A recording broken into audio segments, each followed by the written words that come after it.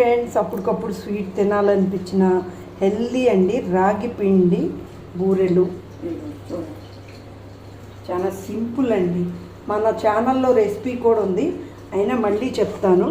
ఒక 2 గ్లాసుల రాగి పిండికి 1 గ్లాస్ బెల్లాన్ని కరగబెట్టేసుకోండి. మన ఇంట్లో పచ్చి కొబ్బరి ఉంటే మన ఇష్టం అండి, ఎంత కావాలంటే అంత వేసుకొని ఇలాచీ పౌడర్ వేసి ఆ బెల్లం కరిగిన వాటర్కే కలుపుకోండి. కలుపుకున్న తర్వాత ఒక అరగంట నానబెట్టండి. ఇలా డ్రైగా ఉంటుంది కదా, ఇవ్వండి ఇలా చెయ్యి తడుపుకొని ఇట్లా సాఫ్ట్గా చేసుకొని తర్వాత మన చూడండి గారెల మాదిరిగా అంటే ఇట్లా కవర్కి నూనె కాదు నీళ్ళు తడిపి ఇట్లా వేసేసుకోండి. తర్వాత నూనెలో వేస్తే వెంటనే పొంగుతుంది అని. ఇదిగోండి ఫ్రెండ్స్, నూనె మరిగిన తర్వాత వేయండి. ఇది చాలా హెల్దీ అండి.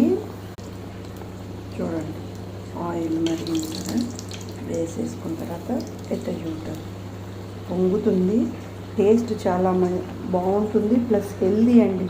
ఇది రాగి పిండి మన చిన్నపిల్లలకి బోన్ స్ట్రాంగ్ ఉండటానికి చాలా చాలా ఉపయోగము.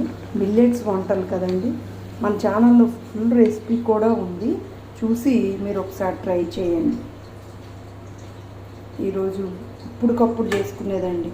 బయట రాగి పిండి అయితే 1 కేజీ కడిగి ఎండబెట్టేసుకొని మిక్సీ అన్న పట్టుకొని మిల్ అన్న పెట్టుకొని జిప్లాక్ కవర్లో వేసి ఫ్రిడ్జ్లో పెట్టుకోండి. ఎప్పుడు కావాలంటే అప్పుడు ఒక 10 ఇలా చేసుకోండి. ఎక్కువ రోజు నెలలేమి నిలువ ఉండవు.